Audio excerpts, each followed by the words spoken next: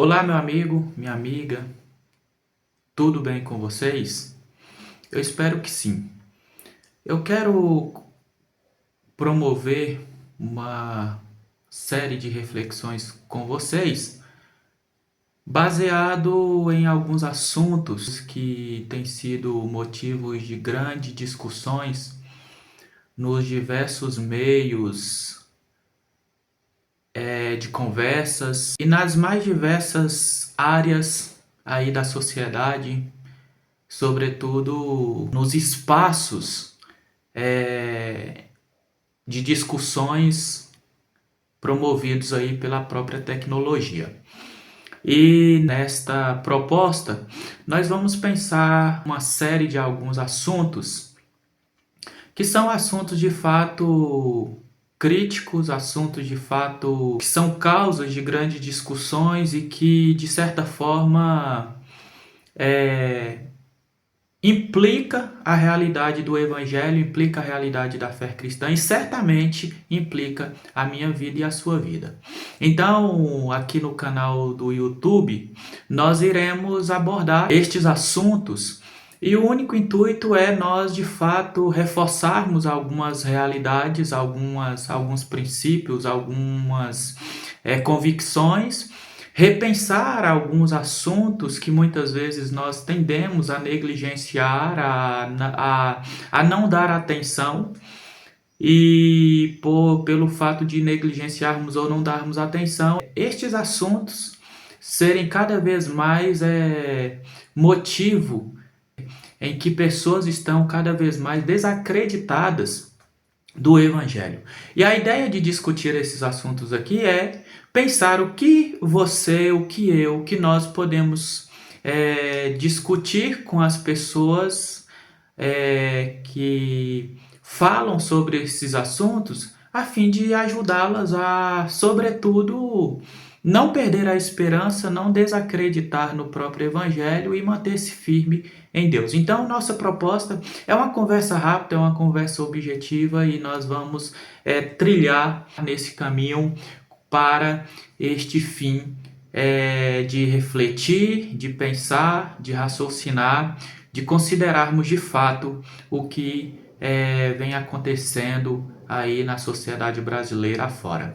Hoje eu quero iniciar com um tema que tem por título O Outro Evangelho. Eu quero pensar aqui com vocês um assunto relacionado ao outro evangelho. Quantas vezes nas nossas conversas, nos muitos espaços que nós estamos inseridos, nós encontramos pessoas com um sentimento de frustração e decepção quando o assunto é evangelho, quando o assunto é a fé cristã. Quantas pessoas que já envolveram com a dinâmica do evangelho e da fé cristã, e hoje, ao conversar com elas sobre essa dinâmica, elas demonstram um profundo sentimento de frustração e de decepção. E este sentimento de frustração e decepção é acompanhado de uma intensa revolta quando os elementos principais são os espaços religiosos e a figura de líderes religiosos. Olha bem, poderíamos afirmar que estas pessoas elas foram convidadas a trilhar a caminhada de fé pela uma proposta errada. Estas pessoas elas podem ter sido convidadas a trilhar a caminhada de fé esperançoso no que o outro evangelho, que não é o evangelho de Cristo, poderia proporcionar. E o que este outro evangelho, que não é o evangelho de Cristo, pode proporcionar, certamente é decepção, frustração, revolta e antipatia de fato. Isto quer dizer que estas pessoas elas encontraram na caminhada coisas totalmente contrárias do que o verdadeiro evangelho propõe. Então, neste sentido, este outro evangelho, conforme Paulo chama lá os Gálatas, capítulo 1, versículo 6, e 7, este outro evangelho não poderia proporcionar outra coisa a essas pessoas. E Paulo ele diz lá aos Gálatas, eu quero ler com vocês, aos Gálatas, capítulo 1, versículo 6 e 7, diz assim: estou chocado de que estejais vos desviando tão depressa daquele que vos chamou pela graça de Cristo para seguirem outro evangelho, que na verdade não é o evangelho. O que acontece é que algumas pessoas vos estão confundindo com o objetivo de corromper o evangelho de Cristo. Olha bem, eu quero pensar esse texto que nós lemos aqui não com o objetivo de desmerecer os sentimentos de frustrações e decepções destas pessoas, porque na verdade os sentimentos delas são legítimos e Deus se importa com esses sentimentos em que foi desenvolvido nelas a partir deste falso evangelho ou deste outro evangelho que elas foram convidadas a viver e se entregarem. Mas aqui eu quero fazer uma análise, uma observação em relação a este outro evangelho e os seus propagadores. O texto que nós lemos foi dito e escrito séculos e séculos atrás. O teor de sua mensagem é uma advertência quanto à negligência e à subversão com os ensinamentos que Cristo deixou para a sua igreja. Perceba bem que este conselho, esta preocupação paulina, foi séculos e séculos atrás, mas eu pergunto para você, as coisas mudaram? Você acredita que no decorrer do tempo as coisas mudaram? Isto não existe mais? Talvez você tenha uma perspectiva de vida ou uma percepção de mundo, uma percepção da vida, de forma que você poderia dizer, isso não acontece mais. Mas isso acontece de uma forma muito intensa. Estes mesmos problemas, estas mesmas dificuldades que o apóstolo Paulo está enfrentando, está buscando combater, está buscando trabalhar para que a igreja, os verdadeiros discípulos de Cristo não sejam presos, não sejam vítimas deste outro evangelho, estes mesmos problemas também acontecem nos dias atuais.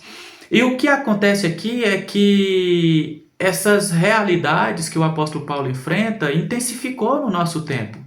Intensificou de uma forma terrivelmente assustadora, de uma forma terrivelmente angustiante. E nós não podemos, de certa forma, fazer vista grossa quanto a isso. O que Jesus diria com o que fazem do seu evangelho atualmente? Temos uma onda de novos evangelhos sendo apresentado e é realmente assustador. O que é mais assustador é que este outro evangelho é travestido com elementos do real evangelho, o que torna difícil a percepção de sua falsidade. Exigindo com isto, meu irmão e minha irmã, e de mim e de você, de todos os discípulos verdadeiros de Cristo, de todos os discípulos que verdadeiramente amam a Cristo, amam a Deus, exigindo de nós um bom preparo, um conhecimento afiado dos verdadeiros ensinos deixados por Jesus e, sobretudo, a presença do Espírito da verdade dentro de nós para nos ajudar a discernir a falsidade deste outro evangelho. Há neste outro evangelho contradições absurdas entre o que se fala e o que se vive. O pseudo-amor é sua marca afetiva e que prende pessoas de uma maneira cega e de uma maneira completamente alienante. Falsas verdades e um senso de responsabilidade hipócrita e egoísta sustenta seus propagadores. Sim, o falso evangelho, o outro evangelho ainda continua vivo. E eu e você precisamos de cautela, precisamos de prudência, precisamos de coragem para podermos identificá-lo e denunciá-lo. É realmente um evangelho travestido e contraditório com fins especificamente humanos e interesseiro, conduzindo as pessoas a negligenciar o poder de Deus que no real evangelho se manifesta. O evangelho que Cristo apresentou e desafiou seus discípulos a viverem diferentemente deste outro evangelho, propõe dignidade, justiça, humanidade a toda a criação e de igual modo. Não é baseado em ritualismo sem sentido e sem vida, não é destrutivo do que há de bom no ser humano, uma vez que este é feito à imagem e semelhança do Criador, não nos conduz ao espiritualismo insignificante, egoísta, individualista. Não, o Evangelho de Cristo é o Evangelho que realmente nos chama para uma vida real e verdadeira. O Evangelho apresentado por Cristo, diferentemente deste outro Evangelho, nos chama a uma real e sincera espiritualidade cristã. O Evangelho que Jesus nos apresentou e nos chama todos os dias a viver não sustenta nossas hipocrisias, as nossas máscaras, as nossas maldades, as nossas dissimulações, as nossas deturpações, não. O Evangelho de Cristo não nos torna meros religiosos, mas praticantes de uma religião verdadeira, baseada no amor a Deus acima de tudo e no amor ao próximo como a nós mesmos. Cuidado! Qualquer evangelho que não evidencia as grandezas e os valores do reino dos céus e não nos situa na prática e vivência destas grandezas e valores, coloca nossa vida em perigo. Este outro evangelho, que não é o evangelho de Cristo, ele é impiedoso, ele é desumano, ele é desleal e ele é, consequentemente, mortal. E é neste sentido que nós podemos voltar à figura das pessoas frustradas e decepcionadas, porque o outro evangelho não promove outra coisa além de impiedade, de desumanidade, de deslealdade e de morte. E nós precisamos refletir sobre isso. Lembre bem, as trevas representadas e apresentadas por este outro evangelho, que não é o evangelho de Cristo, conduz aos princípios mortais mais gloriosos e divinos. E nós precisamos de prudência, de sensibilidade, de humildade e do Espírito de Deus em nós para podermos nos ajudar a não nos entregar a esta realidade. E a você, se porventura teve acesso a este vídeo, a você que talvez está frustrado, decepcionado, angustiado por conta do que você experienciou na dinâmica da caminhada da fé, na realidade do Evangelho, a você neste estado de frustração e decepção, eu quero te dizer uma coisa.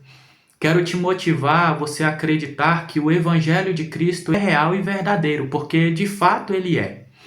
O Evangelho de Cristo é libertador, o Evangelho de Cristo é transformador, o Evangelho de Cristo é poderoso para nos dar vida e para nos levar de volta ao nosso Pai.